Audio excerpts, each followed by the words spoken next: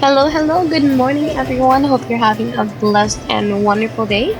Today, we're going to be going on a day in my life with the twins and my 4 year old. Twins are 2 year old. As you can see, Pia just got home, and the twins are very excited to see him. They always get so excited, and this year has definitely been an adventure since it is just first year at school. He did go to daycare when he was about one when I was still working, but ever since I got pregnant with the twins, I did stay home after my maternity leave, and I've been home since then. It has definitely not been easy, that's for sure, but I am blessed enough to be home at my mom's house. My sister lives with us, my niece and my nephew as well, along with my husband and Piara, the 4 year old, and our twins Isaias and Zacharias. So it has been quite a journey. As I said, the older ones come by a few days a week. Mostly every week. It all depends. Sometimes schedules get hectic, either on their side, their moms, or my husband's side. So it all depends on how life has been going. For today, we do not have them with us. It's just the little ones. As you can see, whenever this little dude gets a chance, he does take away my camera and just takes over.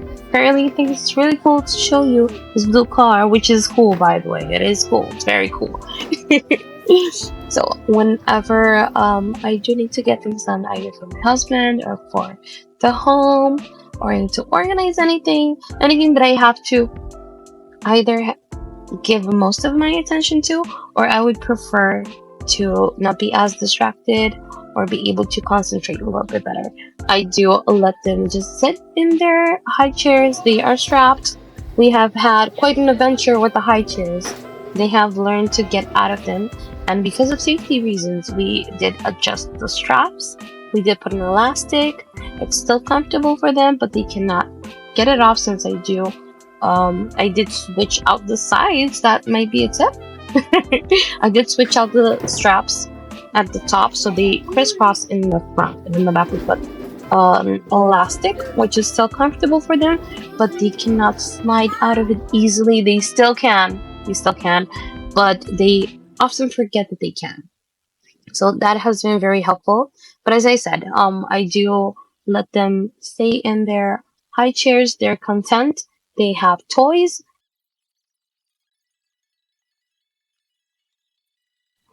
Whenever I do let them have screen time, I have tried with doing that since I had Pierre that he could start watching on screen.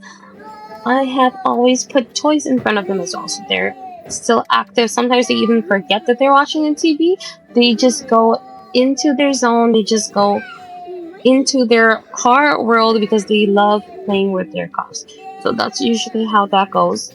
And by the time I am done with everything, is usually when Pierre gets back home from school, which is after they have their lunch. We all go and play. That has been the new routine. We all go and play in his room. So in the morning, the twins walk around a little bit, and then I put them back in their chair for their snack, and that's when they stay from their snack until after their lunch with Pierre. That's when they usually get to go down from their high chair, and we all go into Pierre's room. It gets very hectic, but they enjoy playing. I can teach them a little bit more about sharing because even though they are twins, they do not like to share. So we've been working on that. It is normal for every kid. We have a lot of grace in that. We have a lot of grace. But as you can see, they love their fruits, especially apples and bananas. They love them. Isaias has been talking a lot more frequently than Zacharias, but they do know the same words. We have noticed that Zacharias he just doesn't like to speak as much. But if you ask him or if it comes up, he actually knows it also. They do know their numbers. In Papiamento, they know their numbers in English, and they do count up to 10 in Dutch, but Dutch you have to count with them, and then they remember it. They did surprise me one time by actually counting from 1 to 10 in Dutch all by themselves. That is because we do have a Dutch school system. We do fall partially under the Netherlands, and most Arubans, most, I would say most, or a handful or plenty, however you want to call it, they do go into study abroad in the Netherlands. So that's just how we grew up. That's our culture. That's our system. We have Dutch schools, and so whenever we can fit a little bit of Dutch into their vocabulary, we will. Because you'd be surprised how learning a language all of your life, well, at least most of your early life, you can still freeze and not know a word to say, even though you understand it, most of the words. So that's usually what happens to us 30-year-olds, 40-year-olds. I cannot speak for everybody, just me and some close friends that I know. But as you can see, I do like to let Pierre help me.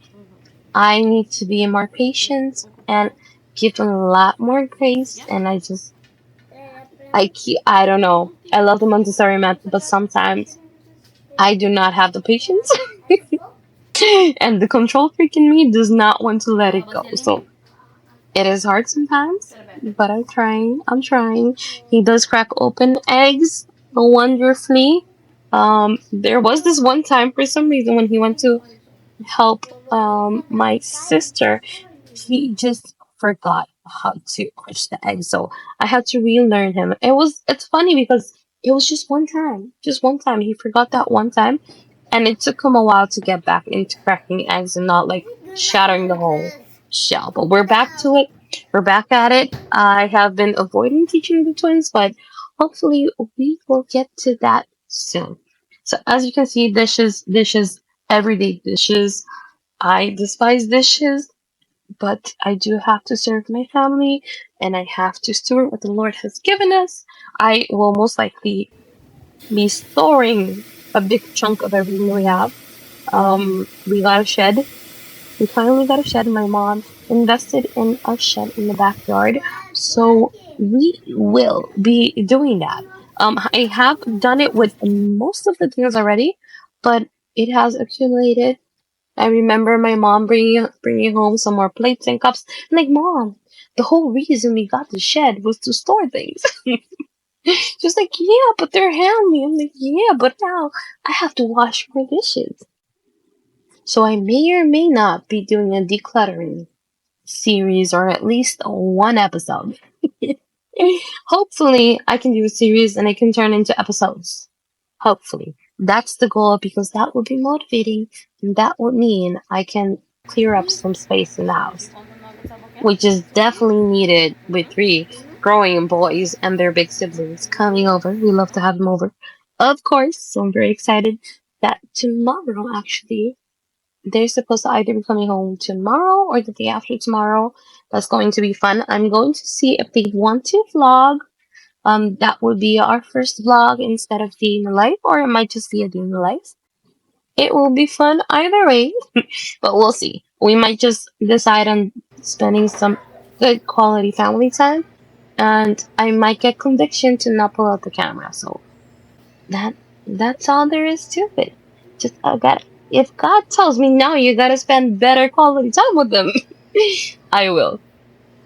And that is such an important thing to have in your walk with the Lord is obedience. Whenever you feel tug in your spirit, the Holy Spirit is tugging you like, hey, you gotta do this or you better not do that. Sometimes it's just you thinking, but mostly it is the Holy Spirit guiding you here or there. If it's something that you feel like is not aligning with God's word, you might recognize either immediately or after a while that it could be the enemy. But remember that he can only plant things in your mind, he can only tell you things, but he cannot read your mind. So that's an encouragement. Let that be an encouragement to always test everything, every thought, every word that you get. Just always test it. Go into the word. Go directly to the word. Always look at its context. I always search up whatever thought or whatever word I am getting in my spirit, in my mind. I will go into the word, I will search it up. Usually it's either very specific and there's maybe only one or two, or just one Bible verse with whatever you received in it. And it's just very clear. There's no doubt about it. Context is just like right there in front of you. And other times you will find maybe 5 to 20 verses that have whatever word or phrase that you got it, you fell in your spirit, and then you do have to go. I like to go a chapter before to read to get the context or search it up, look at some commentary as well. But always remember to pray before you enter the word, pray before you search up the word for the Holy Spirit to give you revelation. And as you can see, Piat has once again run off with the camera. The next day that I did end up filming as well, he actually went overboard, and whenever I put the camera down, he took it and ran off, and he tried to hide my phone, tried to hide the tripod. He just wanted to take over. So maybe I'll schedule in some fair takeovers soon. Iya, bener. Ayo iya. His speaking actually has improved so much. He was a late talker. He did start speaking, I would say between 2 and 3, but after 3, specifically closer to 4, is when he actually started speaking full sentences. And once he started school, that helped him so much. And it is my job to always teach him the way of the Lord and how to be a light at school, be the salt and light, not just the light, but be the salt, the light himself at school. So I did want to homeschool Piat and the twins as well, but we have felt the conviction that it is better for him to go into the world, because if you're not in the world, you cannot help them. So I'm here to guide him to be in the world, but not of it. So if I can homeschool one day, I would love to do it. But for the time being, me and my husband have decided to just let him be in the world and just make sure that I do my job as a disciple, discipling other disciples. So my job with him is to teach him the ways of the Lord, teach him what it means to mount up on heavenly treasures instead of earthly treasures, and most importantly, to be a disciple of Jesus. As you can see, he loves to pick up this type of grass. It's a wild grass that grows everywhere on the island. Fun fact, it is called Pigasaya because piga translates to stuck or get stuck on. Saya is skirt, so it usually sticks to every piece of clothing or most of it, so that is the name. And now, as you can see, I have already put Pierre to bed. I did not show you this time. We might do a bedtime routine some other time, but now I'm just getting ready for fellowship, for a night of prayer, worship, and intercession. Because it is very important to keep your lamps full, to keep your temple filled with the Holy Spirit. And on this night, we actually went over the fruits of the Spirit. We went into the Word together. Of course, before that, we went into the presence of God together, as you can see. Then we sat down, opened up in our prayer, inviting the Holy Spirit to come and not only guide us, but to fill us up as well, and for us to understand His Word and to get everything directly from Him, from the Holy Spirit, through His Word. So it is a relationship, it is not a religion. So that's something that you will see very differently on this channel. When you talk to your friend, your best friend, you laugh, you have a good time. That's the kind of relationship we have with the Lord, except it is full of fear of the Lord, healthy fear of God, of course. And as you can see here, we were already in the presence of God. It was a very powerful moment. Anjali had a vision that she quickly came and prayed over, and I definitely felt the Spirit of God in an overflow. And in another video, I will explain a little bit more of the visions she saw. But it was an amazing moment, a very intimate moment with the God. And as you can see, we do speak in tongues to edify our spirits. There will be some controversy on the topic of speaking in tongues, but there is a difference in prophesying to the church, speaking over the church, and just in your church or wherever you are, speaking in tongues for your spirit, to edify your spirit. It builds you up. You get words of wisdom from God, knowledge of God. It is powerful. And it is edifying to your spirit. Now here you will hear the shofar, which the daughter of Anjali and Roger has been led by the Spirit to a call of repentance, which was a very humbling, powerful, and intimate moment with God, which is why actually I was hesitant to start posting, well, including these clips in my videos because they are intimate moments. But then again, it's a side of the homemaker that you don't get to see very often, or if I may say, barely at all. So I would love to include you guys in my journey, in my walk with God, showing you guys the hidden side of the homemaking mama. The hidden side of the homemaking wife, mostly the hidden side of the homemaking daughter, because we are first a daughter of God. And that's what I want to remind you guys in my videos.